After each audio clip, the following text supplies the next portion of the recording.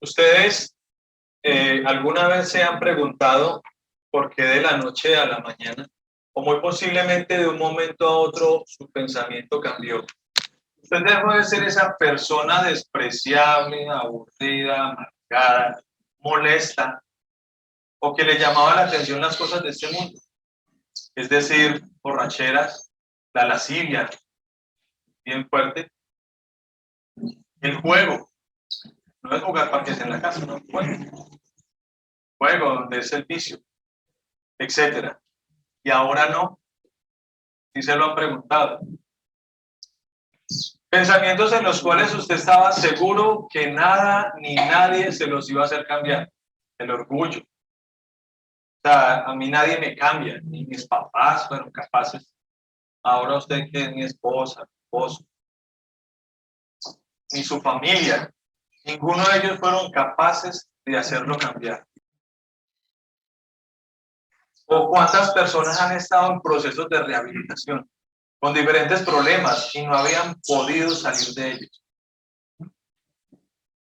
Y en un abrir y cerrar de ojos, sus vidas han dado un giro de 180 grados, dejando todo atrás. Recuerden que son 180, no 360 porque ya quedan. Hay muchas respuestas a estas preguntas, ¿sí? Sin embargo, existe una respuesta que encierra absolutamente todo, o sea, lo cubre absolutamente todo. Y eso se llama gracia. Ese es el tema de hoy. Hermanos, los invito a que abran sus Biblias en Tito 3, del 1 al 7. Voy a leer para ustedes. Dice el versículo 1, dice la palabra del Señor: recuérdales que se sujeten a los gobernantes y autoridades, que obedezcan, que estén dispuestos a toda buena obra, que a nadie difamen, que no sean pendencieros, sino amables, mostrando toda mansedumbre para con todos los hombres. Porque nosotros también éramos en otro tiempo insensatos, rebeldes, extraviados, esclavos de concupiscencias. Las concupiscencias son esa necesidad de estar pecando. Y deleites diversos, viviendo en malicia y envidia, aborrecibles y aborreciéndonos unos a otros.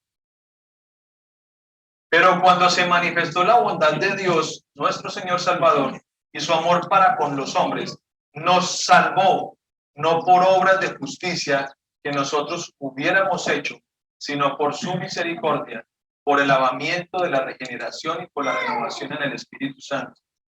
Versículo 6. El cual derramó en nosotros abundantemente por Jesucristo, nuestro Salvador, para que justificados por su gracia, viniésemos a ser herederos conforme a la esperanza de la vida eterna.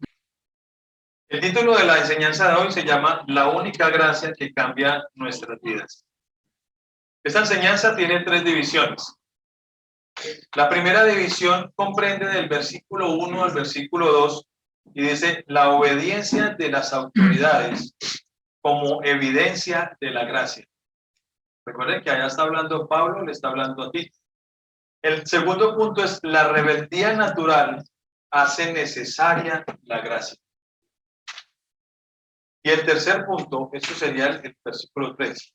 Y el tercer punto es la transformación de nuestras vidas, es producto de la gracia. Eso sería versículo 4 al 7.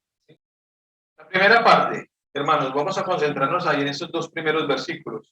La obediencia de las autoridades como evidencia de la gracia. Miren, hermanos, estamos en épocas de elecciones. Sin embargo, yo no voy a dar una enseñanza de la cena, obviamente con base a la política. Pero lo que sí les quiero decir en este trozo de la Biblia es que debemos ser sensatos en nuestro actuar, en nuestro hablar, sin crítica, pero sin dejar de opinar. Siendo obedientes a los gobernantes que Dios ha puesto en este mundo. A no ser, escuchen, que vaya en contra de la iglesia. No sé si de pronto se han preguntado por qué la obediencia a las autoridades tiene que ver con la gracia de Dios, que Dios ha puesto en nosotros. Pues Pablo le está hablando a cristianos. Esa carta de Tito le está hablando a cristianos, ¿sí? Por consiguiente, estos reflejan como parte de sus frutos, tal está haciendo testimonio, está reflejando como parte de sus frutos el respeto a las autoridades. ¿Por qué? Porque esa es la operación de Dios en nosotros por medio de su gracia. Ahora miremos este versículo, obviamente que acabamos de leer, les estaba explicando la parte del versículo. El versículo dice, recuérdales que se sujeten a los gobernantes y autoridades, que obedezcan, que estén dispuestos a toda buena obra, que a nadie difamen, que no sean pendencieros, sino amables, mostrando toda mansedumbre para con todos los hombres. En la parte 2, que es el versículo 3, quiero hablarles sobre la rebeldía natural, hace necesaria la gracia. Si la gracia no nos toca a nosotros mientras somos rebeldes, pues obviamente vamos a permanecer así toda la vida. Les decía en la introducción que en algún momento de nuestras vidas estas dieron un giro de 180 grados. Y no fue por lo que hicimos, ¿sí? Me refiero a obras. No fue por eso. Ni a los centros de rehabilitación en el caso de que hubiéramos estado en alguno de ellos. No sé si alguno de los que estamos acá nos salvamos de no haber tenido, aunque sea uno de esas cosas que les voy a nombrar que están en el versículo 3, sí. Yo no creo que ninguno se salve de alguna de esas. Pero lo que sí sé es que el amor de Dios por sus hijos es tan grande que nos ha alcanzado con misericordia y bondad para sacarnos de ese fango en que andábamos, ¿sí? Ahora miremos la lista. Versículo 3. Porque nosotros también éramos en otro tiempo insensatos, rebeldes, extraviados, esclavos de concupiscencias y deleites diversos, viviendo en malicia y en envidia. Es que esa envidia que yo tengo es de la envidia de la buena. Aborrecibles y aborreciéndonos unos a otros. Miren, hermanos, mi vida laboral siempre fue comercial, ¿sí? Desde que yo empecé a trabajar, mi vida laboral siempre fue comercial. Yo me gradué en la universidad como tecnólogo, pero de eso no sé nada. Puedo ser comercial, y eso sí me encanta. Yo vendí desde muy temprana edad intangibles, cesantías y pensiones. Pero desde antes de los 16 añitos trabajando, y a los 21 comencé a viajar, pero tenía que viajar mucho. ¿A qué voy con esto? Yo tenía que viajar mucho a diferentes poblaciones en el Quindío, norte del Valle, y viajaba en moto, en carro, y tuve la posibilidad de darme cuenta y de haber sufrido casi accidentes que hubieran podido ser mortales, ahora de los que mi Señor me salvó, que no me di cuenta. El tema acá, hermanos, es que si en uno de esos posibles accidentes yo hubiera quedado ahí, mi muerte no hubiera solamente sido física, sino eterna. El Señor ha tenido una misericordia inmensamente grande de tenerme aquí de pie y poderles exponer la palabra. Hoy le doy muchas gracias al Señor Jesucristo por tenerme acá de verdad. El Señor les ha tenido la misma misericordia y los ha sacado de donde se encontraban, a cada uno de ustedes también, pero por gracia. Vamos a ver el tercer punto. La transformación de nuestras vidas es producto de la gracia. Ese bendito giro, recuerden que esta parte va del versículo 4 al versículo 7. Dice que ese bendito giro solo lo logró nuestro Dios a través de su gracia puesta en cada uno de los que le amamos a Él, pero en Cristo Jesús. ¿Sí? Mucha gente dice que ama a Dios, pero deja a un ladito al Señor Jesucristo. Y ahí sí está bien errado. Dice este versículo 4. Pero cuando se manifestó la bondad de Dios nuestro Salvador y su amor para con los hombres, nos salvó, no por obras de justicia que nosotros hubiéramos hecho. Mire, hermano, en ese tiempo, cuando yo les estaba comentando ahorita que viajaba tanto, nosotros éramos nadie. Y eso no me hubiera salvado, en serio. No, usted ya se ganó el cielo. Ya lo ganó. sino por su misericordia, por el lavamiento de la regeneración y por la renovación en el Espíritu Santo, el cual derramó en nosotros abundantemente por Jesucristo. Aquí es bien claro, lo derramó abundantemente por Jesucristo nuestro Salvador, para que justificados por su gracia viniésemos a ser herederos conforme a la esperanza de la vida eterna. Hermanos, como énfasis de este pasaje, lo que yo les estaba explicando ahorita es que Pablo le pide a Tito que le recuerde a esas personas que siendo creyentes, no le está hablando a todo el mundo, le está hablando a unos creyentes, se sujeten a las autoridades. Normalmente un creyente, un no creyente no se sujeta a las autoridades. Hay rebeldías, se van contra la policía. Hace poquito vimos que le iban a hacer el comparendo a una persona y golpearon a los guardas de tránsito. Por el contrario, que sean amables. Y les explican que ellos, es decir, Pablo, Tito y Bernabé, que fueron los que estaban allí, fueron en algún tiempo del mundo. O sea, estos no fueron santos desde el principio. Ustedes saben quién era Pablo. Pablo era un perseguidor de la iglesia. Pero él ahorita le está diciendo, no, ya no somos de este mundo, con toda esa cantidad de efectos, pero que la gracia por parte de Dios los alcanzó. Y les deja ver en la Biblia en dónde está lo más importante de la enseñanza. Les quiero mostrar el resultado de la gracia que transforma la rebeldía a la obediencia para la gloria de Dios. Mire ese listado, hermanos, que está entre el versículo 4 y el versículo 7. Dice, la bondad de nuestro Salvador, su amor para con los hombres, nos salvó, no por obras de justicia, sino por misericordia, por el lavamiento de regeneración, renovados a través del Espíritu Santo. ¿Sabes qué hizo el trabajo completico? En abundancia, hermano, no fueran poquitos. No es un poquitico a ver cómo le va a Dios, sino de lo que en abundancia.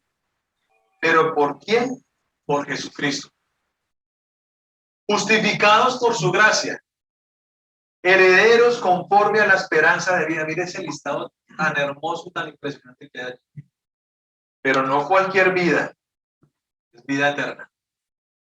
Usted, mi querido amigo, que de pronto alguien todavía no conoce al Señor, está escuchando, oído. Hay esperanza, hay gente que dice que ya no tiene esperanza porque está hundido, pero hay esperanza. ¿O prefiere seguir viviendo esa vida que tiene? Tremendo. Hermano, yo quiero que vayamos un momentico a Romanos 3, del 23 al 25. Dice la palabra del Señor en el versículo 23, por cuanto todos pecaron y están destituidos de la gloria de Dios, siendo justificados gratuitamente por su gracia, mediante la redención que es en Cristo Jesús, a quien Dios puso como propiciación por medio de la fe en su sangre, para manifestar su justicia a causa de haber pasado por alto en su paciencia los pecados pasados. O sea, yo era uno de los que antes que no conocía del Señor y siempre comparaba cuando la gente tenía mucho dinero. Yo siempre decía, uy, ese man tiene más plata que tiene paciencia. Ay, ya lo tenía en cuenta que tenía paciencia. Ya no lo digo, obviamente. Pero yo creo que esa persona ya no ni siquiera tiene la suficiente cantidad de dinero como para alcanzar la paciencia que el Señor tiene. Como conclusiones, como primer punto, en las conclusiones quise poner el pasaje inmediatamente, el capítulo 2 de Tito. Pero les dije que colocaron un papelito allí. Por favor, vayamos de nuevo a Tito 2, del 11 al 14. Dice, porque la gracia de Dios se ha manifestado para salvación a todos los hombres, enseñándonos que renunciando a la impiedad y a los deseos mundanos, vivamos en este siglo sobria, justa y piadosamente, aguardando la esperanza bienaventurada y la manifestación gloriosa de nuestro gran Dios y y Salvador Jesucristo, quien le dio a sí mismo por nosotros, quien se dio a sí mismo por nosotros, para redimirnos de toda iniquidad y purificar para sí un pueblo propio, celoso de buenas obras. Esas buenas obras sí se ven, pero solamente se ven a través de la gracia que el Señor ha puesto en nosotros. Era solamente una conclusión, y perdón, que he dicho que era la primera, es solamente una conclusión y quise concluir con este pasaje de la Biblia. ¿Sí? Para las personas que de pronto, vuelvo y les repito, no han creído en eso, de acuerdo a lo aprendido hoy, ¿en algún momento de su vida ha sentido esa necesidad de dejar todo atrás? Todas las cosas de este mundo. Si su respuesta es sí, el Señor lo ha alcanzado y su gracia está ya con usted. Pero si su respuesta es no, ruegue, pero es que ruegue a ser escuchado por Dios para pertenecer a este grupo inmenso de personas que gozan de su bondad. El Señor escucha a no creyentes cuando les ruega que vaya primero a él. El no creyente no lo escucha para que le dé plata, ni para que le dé todo. Lo escucha cuando vea arrepentimiento. Y para mis hermanos, hoy aprendimos que la gracia no nos transforma de una manera en la que es evidente para nosotros y para otros, o sea, haciendo testimonio. Demos de gracias a Dios, celebremos esta gracia a través de los elementos de la cena.